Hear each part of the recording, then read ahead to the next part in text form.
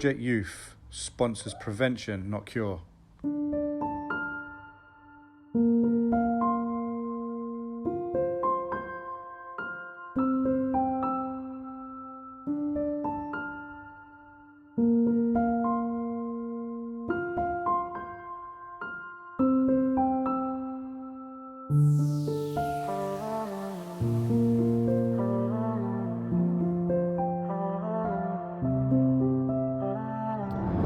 So it's been a long time, people. I haven't done it for a while. This one's not to be missed. It's going to be an interesting one. Hope you enjoy. So today's filming is based around emergency bleed control kits. The reason why I'm doing the filming on this is because there's such a stigma when it comes to these boxes. Now, these boxes originated from the Daniel Beard Foundation through Lynn, who sadly lost her son. And since me finding out about these boxes, I've kind of wanted to make it my aim to try and put these boxes up in my area. I did some filming with Kelly, Romero's mum, and it was initially mentioned from her really about these boxes because I didn't know what they were. So when I found out about it, I had a little look and I looked up on Google, and then I mentioned it to my friend Paul Stansby, who we're going to do an interview with today also. And we thought it would be a good idea to also get them put up in our areas because they haven't been done yet. But as I said, there's a lot of stigma that comes with these boxes. The minute that you mention bleed control kits, a lot of people instantly think they're to do with knife crime. Admittedly, yeah, some of the reasons why people have put these boxes up is around knife crime and in memory of others that have lost their lives. But one thing that everybody's forgetting, as it says in the terminology of the box, they're emergency bleed kits. So a catastrophic bleed of any kind, which could be anything from a car crash or somebody falling over and, you know, having a gaping wound in their head or their leg, or it's there to save someone's life. That's what these boxes are for. Just like a defib. Defib's there to help people that have had a heart attack. Bleed kit's there, exactly the same thing. It's there to help someone if they're bleeding out. It can stem the bleed. So this is the argument that I'm having. One of my main problems that I'm having with these boxes is finding the places to put these boxes up, because the minute that you explain about these boxes, a lot of businesses or companies don't want these boxes on their walls. Or you'll have like the local councils, or, you know, they don't want to have these boxes up because they would be possibly then admitting that there's a knife crime issue in our area. As I've said, they're not solely about knife crime, even though the reasons why we're putting them up is around knife crime, because as we know, the knife crime rates are skyrocketing in the UK over the last year or two. It's gone really, really high. And a lot of areas wouldn't want to agree or admit that we've got a knife crime issue in our area, because then, you know, publicly, especially within a seaside town where I live, you know, we have a lot of tourists that come to our areas within the summers and that, and, you know, if knife crime rates are being put out that they're really, really high, then that's possible for be keeping people away from our area as for tourism and helping to bring money into our town, which I understand. That's cool. But it's about prevention. You know, whether we've got a knife crime issue or whether we haven't got a knife crime issue, these boxes are for prevention. It's preventing somebody possibly losing their life if they happen to have a catastrophic bleed. And that's what I want to put these boxes out for. Now, it's been a struggle to get funding for this. So I thank Amorvita, who's been my sponsor for clothing, and I've done a bit of modelling for funding for my first box, and that first box has been a bloody nightmare to actually get the money for, but I've got my first box, I've got a possible place for me to put up my first box, which I had a meeting with the other day, which hopefully by the time our filming's ended, you know, the box will be being fitted, etc., which you'll possibly see at the end of this film, with it being put up on the wall. But yeah, there's many other places that I want to go. There's many other more boxes that I would like to have. I have had agreement by management of St Leonard's train station as well as Hastings train station that they would see no problem with me having boxes put up at both of them locations there as well. I've said what the need for these boxes would be. Basically still putting it in the same need as what a defib would be. It's exactly the same. It's the same, similar box. You know, they do exactly the same thing. They save people's lives. You know, a defib's put up on a wall to help someone save their lives from having a heart attack. But because one of them boxes is up on that wall, does that mean we've got a pandemic of heart attacks that are happening in our community? No, it doesn't. It's there as prevention to help save somebody's life if they do have a heart attack. The same reason as one of these boxes, and this is why I want them put up. Yeah, so that's what I'm here for. I'm in Ipswich today. I'm gonna interview Paul. Paul's been smashing Ipswich with these boxes. So many boxes that he's been putting up in Ipswich. No one even knew about these boxes in Ipswich until Paul started doing them.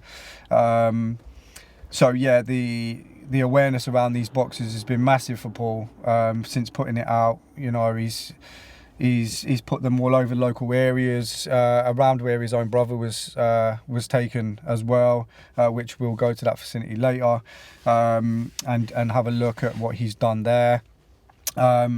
So yeah, the reason for why I'm doing what I'm doing, I'm doing it for kind of showing on the fact of like hurt as well. There's a lot of parents and families that are going through hurt with this, and it's sad that, you know, people like us and, you know, like Mero's mum, Kelly, and Julie Taylor, Suzanne Hedges, Lynn Beard, and many others, you know, if I haven't mentioned your name, you know, you know who you are. But having to go out there and chase money and funding to get these boxes put up, on the hope of, you know, trying to prevent and to try and save somebody else's life, and you're having to push and push and push and push and push to get donations for these boxes when there's places and people out there that have the means to actually fund this without us having to do this.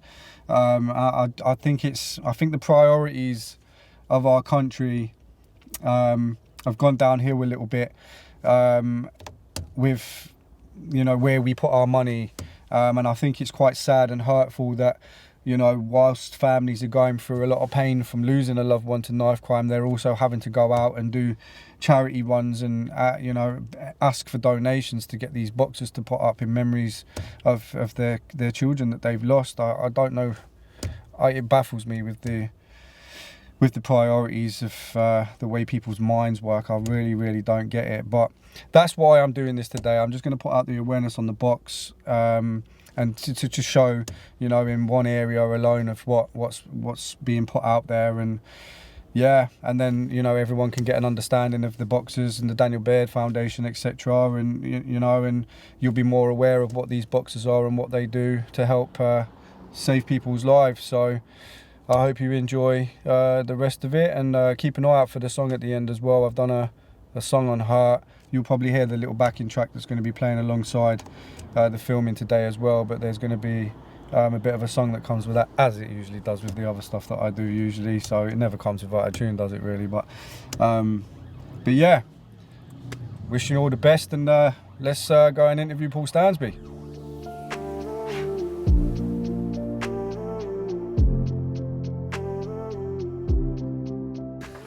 So guys, as I said in the car earlier, here in Ipswich with Paul Stansby, a very good friend of mine. Obviously the reason why we're doing this is for the bleed control kits. So I thought who best to come up and interview, who's been smashing Ipswich with the kits since we found out about them. And I just want to find out why he's doing it and the reasons behind it. So Paul, reasoning behind the bleed kits, bro, like, how's it been going for you? Well, it's been going absolutely amazing, mate, to be honest with you. You know, it's a shame that it had to come to losing someone and being with grief before you start to make a difference this way. My story is no stranger to a lot of people that have followed us. That the reason why I started it was all because I lost my brother to knife crime.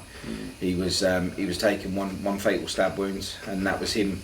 That was him gone. I found myself lost and wondering what to do that I could make a difference, because I found that a lot of the things for victims after crime, there wasn't anything out there, and I needed to find something that would help people understand. That's why I started the YouTube channel, and how me and you got involved with each other. And then from then, we just progressed massively. Started out with finding these kits. And these kits are absolutely massive. I couldn't have think of nothing better than to have these out on the streets as prevention. How difficult have you found being able to get these boxes funded, or have them agreed to be actually put up on walls? No, I haven't had no resistance. I've had no resistance whatsoever from anyone, not even the police, the council. I haven't had nothing. There's no clause out there to stop you from being able to do it. You don't have to jump through hoops and run around rings around anything to be able to get these kits up. All it takes is permission from someone. I'm really thankful and lucky that I've got good stead with the community here in Ipswich, and they all know me, and they all know what I'm doing. And to be honest with you, everyone's had enough. Everyone's had enough, because each day that goes by, Ipswich is being more and more affected by knife crime. You know yourself, you taught me about the ripple effect, right? So, you know, you're going to have a family member or a friend that's affected. It's going to affect everyone from that point onwards, right?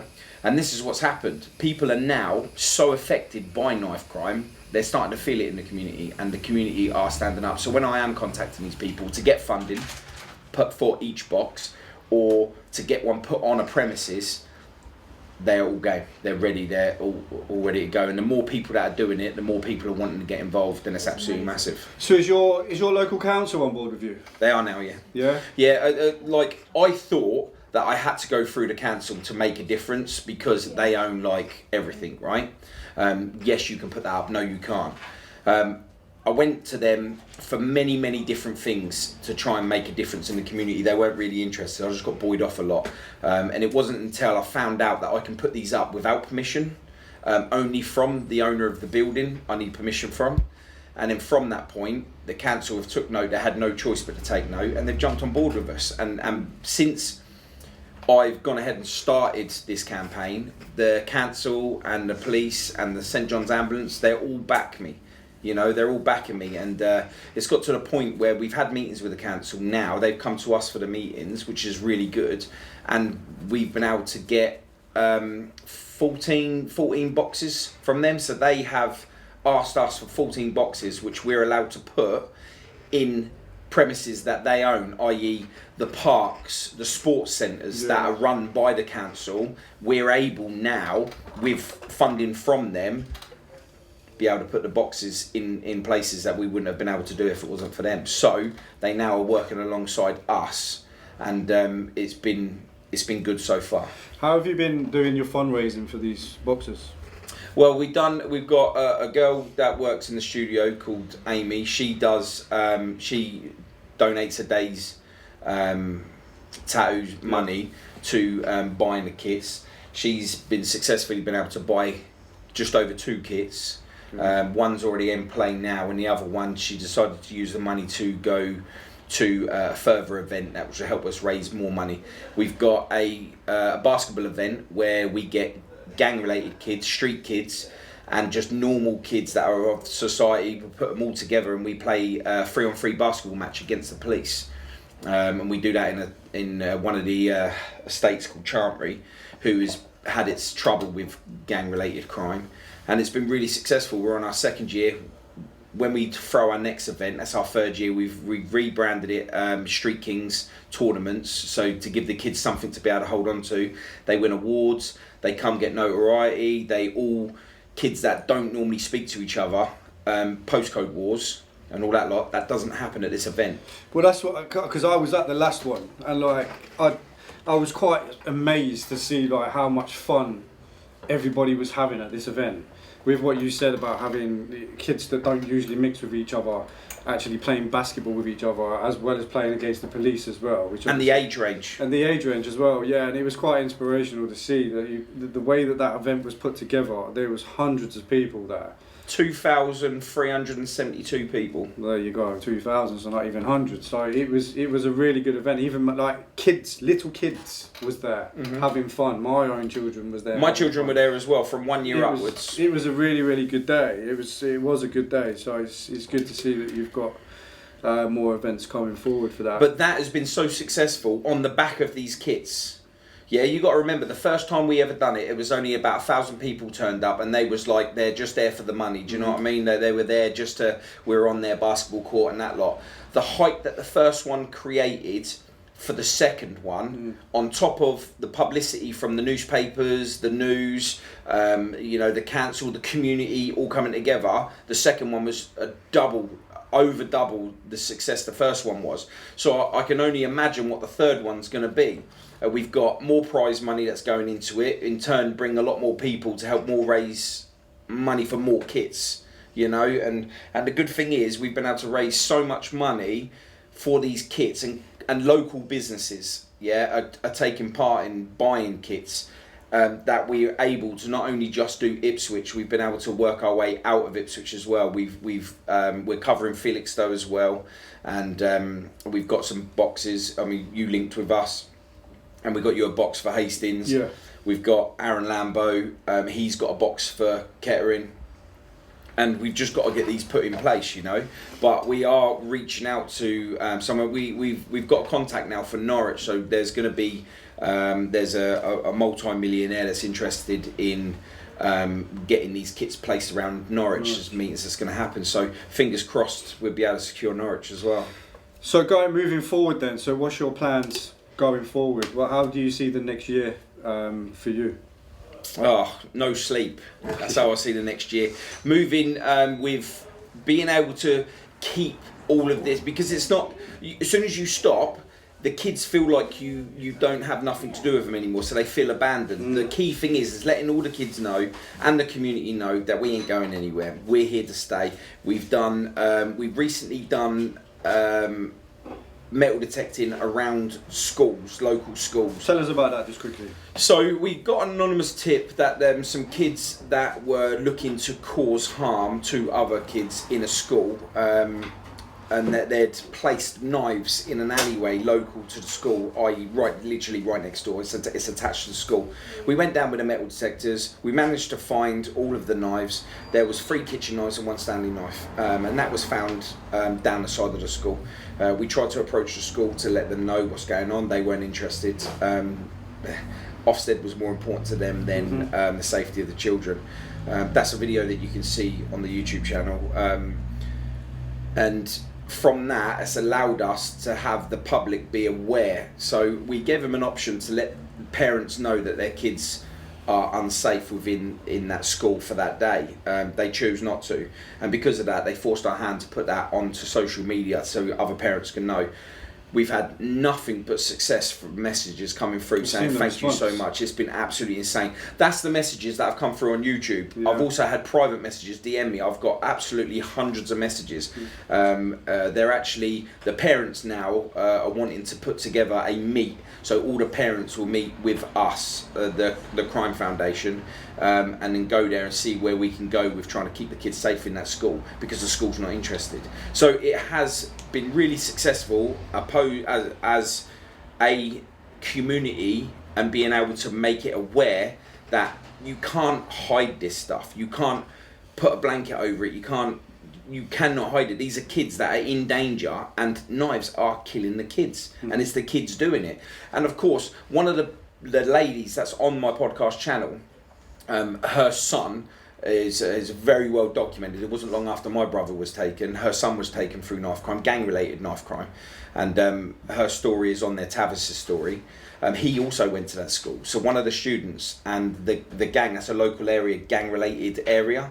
So that is kids that go to that school are known to be in gang affiliation, When I lost my brother, loads of people said, and loads of people on podcasts have all turned around and said, we've all been shushed, we've all been quietened, we're not allowed to talk about it. I was the opposite. I turned around and said, I'm going to give everyone a voice. They need to know. They need to know what's happening. We ain't the news, so we ain't going to put on the things that are going to scare you, the things that are going to keep you, you know, sheep orientated. We're not doing that. We're not doing it to scare you. We're doing it to raise awareness that these are kitchen knives. These are kids.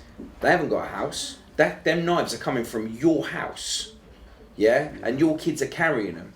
For what reason? Are they affiliated? Are they going to use it? You know, are you aware of how many knives you have in your drawer? Because if you're not, it's easy for a kid to take that, and it's going to be you that's going to be dealing with your kid going to jail for life or your kid getting murdered. So what advice would you give to a parent that could be possibly worried about their child's movements or behaviour at this current time, with obviously knife crime rates going really, really high? Awareness, man. You know this yourself, like with awareness is very important. You know your surroundings, you know what you've got in your drawer knives wise, yeah. You need to know who your kids are hanging around with and what they're doing. You know, you need to be able to challenge but not be obsessive with it, because you've got to allow them to want to talk to you. So you mean like having the right approach? You can't go in and go, you're not going out, you're not having your phone, you're not doing this, because that's only going to push your child away. Yeah. You know, it's very important that you be able to find a level playing ground that you're going to be able to challenge but listen. Yeah. You know, because that's the difference. Because you'll find that half of these kids that are doing things like this, they don't want to do it. It's peer pressure. Of course. You know this yourself. Yeah, you're an ex-gang member. You know, and you know yourself. A lot of it is peer pressure. So they're carrying a knife for themselves. They're carrying it for somebody else. They're getting a knife from your kitchen to give to them, so then they can go and do what they've got to do with it, and so on and so on. It's a devastation. It really is a devastation. But are we gonna? I mean, we spoke to some cops today, and they turned around and said, "You're not gonna cure knife crime. You're not gonna stop knife crime, No. but." If we keep doing what we're doing, raising awareness, and we're doing that in our communities, people are then going to, like, if anything happens, they're going to look at our stations, they're going to be seeing what's going on, and they're not going to be hidden. None of it's going to be hidden on my channel. Like, I will be letting our towns know what's going on in their area, and because parents have a right to know, because we only found out what was going on when it was too late. I don't want that for nobody else. So as you've just seen, that I've just done the interview with Paul Stansby, and he was talking about the death of his brother, and the reason why he puts up these bleed kits in his area, in the memory and the legacy for his brother. Well, this was the actual spot that his brother's life was taken from a single stab wound. I know personally how much of a devastation that's caused his family. I know him very, very well. I know his family very well. The way that his mum is now, her behaviour, the way that it's affected her mentally, as well as his sisters and him himself. He has to stay very, very strong for his family. Very, very strong. He is the strong one of his family, and you know, he is a massive inspiration. To me, actually, to be fair, by the way that he's dealt with it and how he's coped with the death of his brother, and what he's going out to do in the memory of his brother. And it's just, yeah, I just can't get my head around it. You know, just a single stab wound, and like, this is the spot that Dean was taken. You know, just up the road up there on a pub, they've put a bleed kit on the wall up there. I mean, if that bleed kit would have been there at the time of Dean being stabbed, you know, could he have survived with that kit being put up on a wall, you know, minutes away from where this happened? You know, who knows? And I think this is the reason why we're doing what we're doing, to help prevent, in case that was to ever occur, you know, and someone was to unfortunately be stabbed. That could have saved his life. That's the reason why we do what we do. And I mean, and the trauma that's left and caused his family, you know, they don't even come around this way no more. They go around They literally go around instead of coming to this spot. It's caused that much trauma to their family that they can't really come here anymore. And this is the problem, and this is the issues that cause other people's families that go through the same thing, and the loss of someone being stabbed. And you know, it's a ripple effect of so many problems that come after that of someone else's actions. Yeah, he's an inspiration, and I love Paul to bits. He's a very, very good friend of mine, and for what his family have had to go through, like many others that we've been speaking about today as well, you know, I couldn't imagine what you go through. But everyone that's putting these kits out, I do applaud you. Keep up all the good work. That's another day's filming done. I find it really important doing these things. I think it's just trying to raise the awareness as much as you can to open people's eyes to not so much think, oh right, yeah, we've got a knife crime problem. It's just more like we keep saying, you know, it's about the prevention. And the more people that we can get to get involved in this as a community. When we do these talks, when I do talks in schools and stuff, for example, or we have parents that speak with us and say, you know, how can we solve this problem? How can we solve gang problems? Or how can we solve county line drug dealing problems? Who out there can solve the problem? Even me saying solve your problem too many times. But it's not about who. It's about us. So as a whole collective, as community, myself, councils, schools, parents, it's about everybody sticking together and all putting our heads together and working together so we can do it. Because there's so many different companies or youth workers that go out and do this hard work that we do in the community. But without everybody's support with it, it's going to be impossible to tackle. Now, as we've said, we're not looking for a cure, even though a cure would be perfect. But there's not a cure. There's not going to be a cure to this issue. But helping prevent it is bigger. Because the more of us that stick together with it, the more prevention we're going to have. We have so many problems when it comes to money. Loads of things are always being deducted out of this and deducted out of that, which makes our job so much more difficult, which we have to then try and find different avenues of funding streams to try and pull this money in, to get bleed kits, to get activities for young people to go to so they can get off the streets and get away from antisocial behaviour, remove them away from risk of being exploited from gangs, and getting involved in drug dealing, or looking at YouTube and getting involved in, you know, the drill stuff where they're talking about shanking different people and their ops this and their ops that. And, you know, we need to kind of help to change our next generation of kids into positive stuff, you know, looking at what they can do to go forward in their future and what do they want. Not so much out of education, because we know that, like, we speak with kids and young people and they hate school. I hated school, but I do wish that I did knuckle down at school. I do wish that, you know, and I can't take that back. And when I speak with young people and I say, I wish that I could have done this at school, and they're like, oh, you don't wish this. And I generally do wish that I did better at school. But failing that with school, what else do you want to do with your lives? Like, there's so much out there. You just have to look for it, or have people like myself helping you to do so. I don't want to knock you down for negative stuff and, you know, just concentrate on all your negative behaviour.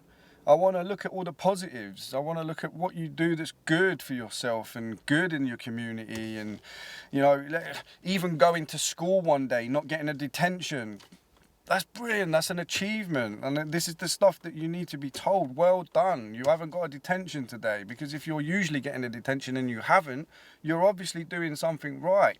Or you're trying to make some kind of change or some kind of a difference. And this is what we're fighting for. This is what we're fighting for. And we need everybody on board. We don't need schools saying, we haven't got a knife crime problem. We're not saying you have. But get on board with it. You know, get these kits in your schools, get these kits in shops, get these kits in pubs, get them in the police stations, everywhere. These kits are there to help save somebody's life if they have a catastrophic bleed, not solely just around being stabbed or anything like that. It's a catastrophic bleed kit that helps. If you can have defibs, we can have these kits. Why is it so difficult to get people to agree to this or agree to give us the funding for these boxes? You know, it's so hard, and we know what this country's like at the moment. We're struggling with money, and there's a lot of stuff that's going on now with bills and stuff like that. But still, even with that happening, people are still losing their lives, and these boxes are paramount now. They're paramount. There's so many things that's going out and going on the streets that we find out about or hear about that other people don't hear about. And all the publicising with it, with the articles that's put on different knife crime pages and all over social medias. You know, if it wasn't for people like us and Julie Taylor and Kelly and Suzanne and Zoe and, you know, posting all this stuff on these pages, we probably wouldn't even be aware about it, and we wouldn't even know that there's any stabbings that's happening in different areas all over the bloody country. So, you know, if I could say one thing, it's like, you know, please just help, try and support us as much as you can. And, you know, if there's anyone out there that wants to help us with this and help fund boxes in your local area or in my local area, then, you know, reach out to us, and, you know, we'll be happy to speak with you and, you know, see where we can move forward with doing so, because you could be potentially saving somebody's life. You know, like, you don't understand how important it is. But tomorrow I'm going to be putting up my first box of my area, which is big news. It's really, really big news because it's the first one of my area. So I'm really, really happy to be doing that. I'm really excited. Thankfully, the press, our local paper, took on my story a couple of months ago. So I'm sure that they'll take this story as well for it to be the first box. And then I've also had the local train stations agree to have a box at each of our stations in our area as well. I've just got to deal with a couple of emails that I'm struggling with at the moment, but that's going to be done. So once that's done, there'll be another 2 up, so that'll be 3 in my area, and then we can take it from there. And then, you know, I'll just keep carrying on, and I'll keep fighting every day and doing what I do best and trying to help these kids as much as possible. So keep your eyes peeled for my box people.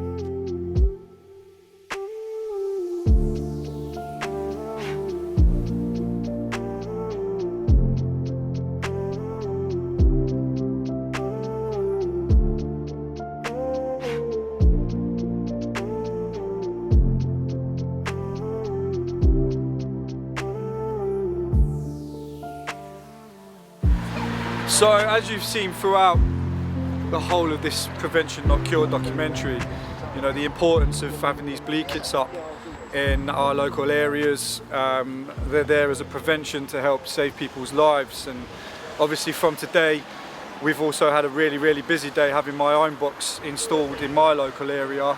We've had support from the council, we've had support from the Chief Inspector of Sussex Police, and we've also had all the major news outlets that's been here to film today's installation, because it's such big news, because it's the first of its kind in my area. Have I hit a load of brick walls whilst doing it? Yeah, loads. A lot of people haven't been wanting to install these boxes because of the stigma that's around them, and, you know, not admitting that we've got a knife crime issue within our local area. One thing that I will say is that I'm the person that's on the ground with this when I'm working with kids. And I hear it firsthand with how many of these kids are carrying knives, and they're carrying these knives for their own protection, or they're carrying it because it's a fashionable thing, or they want to look good in front of their friends. But what they don't understand is, you know, that knife can carry a massive consequence to their lives, to the victims' lives, and to the families' lives. So we're stood today at a tree. A young lad called Conor Ansell in 2017 sadly lost his life due to being stabbed in the stomach, and this is the spot here where this happened. I've came to this spot because I wanted to try and make it powerful, just like I did when we went to Dean Stansby's place, where Dean sadly lost his life in Ipswich through as well as my pal Paul Stansby, who you've seen throughout this documentary with the interview that I've done with him. And you know, he's done exactly the same with these bleed kits, and he's put them up in Ipswich. And you know, throughout our country, these bleed kits are going up, and they have been shown to be saving people's lives when they've been used. And that's why it's vital that we have these kits put up in our area, and everybody should be doing this. So what you're going to see next, we're going to do a little interview with Kyle Miller, and he's the best friend of Conor Ansell, who sadly lost his life. He will tell you the impact that that's had on his life as well as people around him. And then, yeah, hopefully we could all stick together as a community and get these kits put up, and, you know, try and have a bit of prevention going on, and, you know, have that best chance of saving someone's life if they have a catastrophic bleed. So, how do you feel today? It's been busy, man. We've been flat out. But, yeah, it's a positive day. You know, my mind's in a good headspace. I'm feeling confident and happy about what we've been doing. So, how does it feel you coming back to the spot, like obviously where Conor was stabbed? It's a hard one for me here because this is where it happens. So the realization of it is, you know, it's overwhelming because, you know, all year I'll push it out. It's at the back of my head. You know, I don't accept that he's gone. I sort of just tell myself that he's somewhere else for the time being. But you know, coming here and being around where it actually happened is the realization that, yeah, this did happen. So, you know. What about, like, explain like the ripple effect of consequences that this caused? Oh, bro. Well, everything. I mean, even down to like family. You know, so I was affected mentally. You know, I've lost my best friend. You know, now I've got mental health problems, and then my poor mum. My mum's sad. Connor's mum's affected. She's lost her son. My mum feels like she's lost another one of her sons. All our friends, they're at a loss because they've lost, you know, such a large life to them. You know, Connor was someone that everyone loved. Someone wanted, you know, they wanted to be with him all the time, and everyone's affected because they, you know, they feel it. You feel the loss, and you know. So to all the young people that are out there at the moment, and they're out there on the street, and they're all carrying knives, what would be your message? Bro, to me, the message to them would be just, I know that you're walking around with your knife and you might think that, you know, you're with your boys and you're all carrying, so you think it, you know, even if you think it's cool or whatever, but what you don't understand is whether you've got that mind frame that it's you or them, but at the same time it's just, you know, you're either going to ruin your life, their life, or both. If you go out and you stab somebody, you're ruining your own life, you're going to jail, you know, you could take their life away, and then you're then causing family issues. You know, someone's going to have to bury a child, all because of an action you've done with one of your bare hands. Like, it's, I know at the time you think, oh, it's a bit of beef, whatever, but you're literally going to ruin hundreds and hundreds of people's lives within a 30-second incident. You know, I think you all need to just put them down and just, I don't know. Get on with each other. Yeah, do something different, you know. I bet you got all these people fighting over 2 streets and that, yeah. I guarantee if you sat them both down, these 2 boys from different, if you sat them down in a youth club, yeah, and made them, I don't know, do some sort of activity together, I guarantee 100% they'd get on.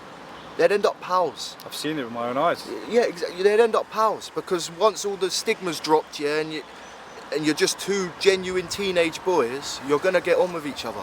You're hating on each other over nothing, and you're getting nothing out of it either. Bro, it's one of them where people need to actually open their eyes and realise what they're doing. They need to get out of this, or I'm part of this group, or you know, or think running around thinking you are the big guy. Bro, it's not. What you think when you're 30 years old? You think anyone's going to care about what you did when you're 15, 16? No. You're going to have kids and you're going to want to, you know what I mean, work a 9 to 5. You're going to want to do something with your life. And you want that hanging over your head. It's just... Exactly. The consequences, I know you don't see them now because, you know, you're not in that situation, but it will ruin your life. I'm telling you, it will ruin you. There you go. So there you go, you've heard it. This is the impact that knife crime causes on people's lives, and that's why we're doing what we're doing today. That's why these kits are going up. That's why they're vital in our areas. As you've just heard from Carla herself, like the impact that this has on people's lives. This, as sad as it is, this is Connor. Just from an incident that happened to the left of my shoulder, from being stabbed with a knife in the stomach, and he's now got a plaque on a tree. Do you want that to be your life? I don't think so. So think about it and put the knives down, kids.